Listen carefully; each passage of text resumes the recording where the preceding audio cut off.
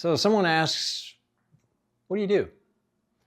And somewhere between the first sentence and the third, you watch their eyes change. They're still nodding, they're still being polite, but they're not with you. And you know it.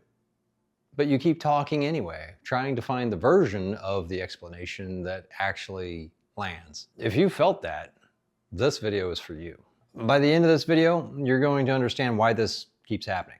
You're going to get a framework for building an explanation that actually connects, one that sounds like you and makes the right person understand why they should care. You see, when people can't explain what they do, the first instinct is to work on the explanation. Rewrite your bio, practice an elevator pitch, find some better words. I've done this. I know you've done it. And it might help a little bit right up until the next time someone's eyes glaze over and you're back to square one.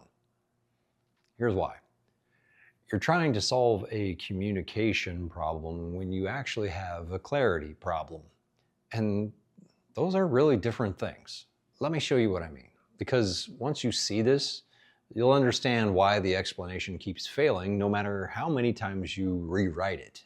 You see, when you don't have brand clarity, when your core values, your vision, and your ideal client aren't defined in specific enough language, your explanation keeps changing because you're searching for the version that resonates, but you don't have a fixed point to build from. Every version of that explanation is a guess. You try one angle and it doesn't land, so you try another. It might get a polite nod. Okay, I'll try something else. Maybe that one. You're not bad at communicating. You're trying to communicate something that you just haven't defined.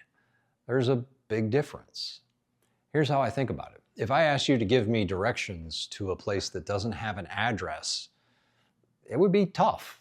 Not because you're bad at giving directions, but because the destination hasn't been defined. That's exactly what's happening with your brand explanation. This problem is especially challenging for consultants, fractional executives, and anyone doing high expertise service work. And here's why. Your work is inherently intangible. It's not a product you can give somebody and they can hold it in their hand. You're selling judgment, experience, and a way of thinking.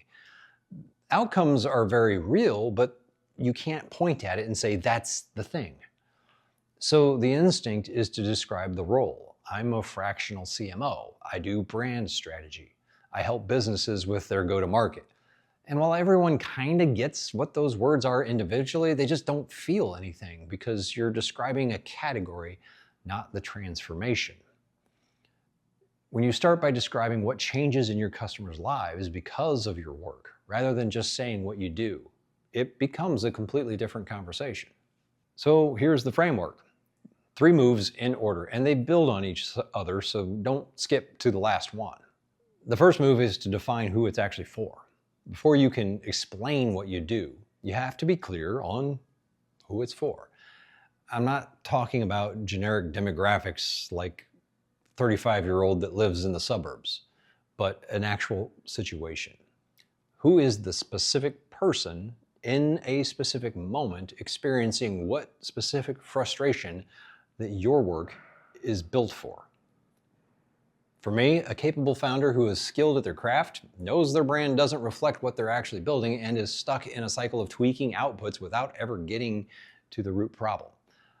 That's a person in a situation, not a 35 to 50-year-old entrepreneur. When I describe that person, the right person feels seen and the wrong person self-selects out, and that's the point. You can't explain what you do clearly until you're clear on who it's for, because that explanation changes depending on the audience. This is where most people just stop, but stopping here leaves the explanation incomplete. So the second move is to describe the transformation, not the actual service. What does the business look like after your work? What's different? What can they do now that they couldn't before they worked with you? And what stopped happening that was costing them? The test I use with clients is, would your ideal client tattoo your service description on their arm? No. Would they tattoo the outcome? Maybe, if the outcome is specific enough and meaningful enough to them. I help founders stop losing clients to cheaper competitors by making their positioning so clear that price becomes almost irrelevant. Now that's a transformation. Compare that to I do brand strategy. It's same work, but you can feel the difference. So the third move is to make the transformation real by naming what it costs not to have it.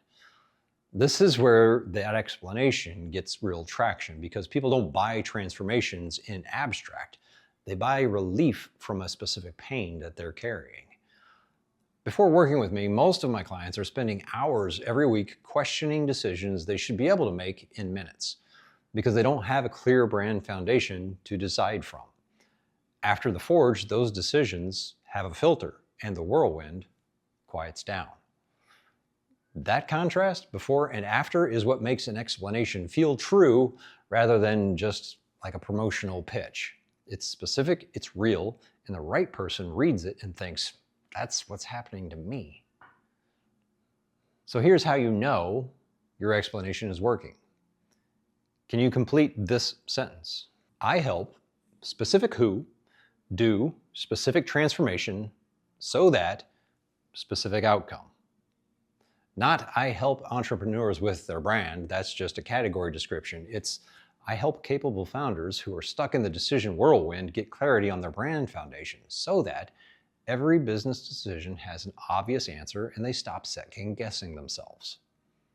That's a transformation description. Does that fit on a business card? Not really. But does it fit in a 2-minute conversation? You bet. And the person you're talking to either immediately sees themselves in it, or they know they're not the right fit. But they might know somebody who is. Either outcome is useful. You see, the goal of branding isn't to be understood by everyone. The goal is to be immediately, unmistakably understood by the right person.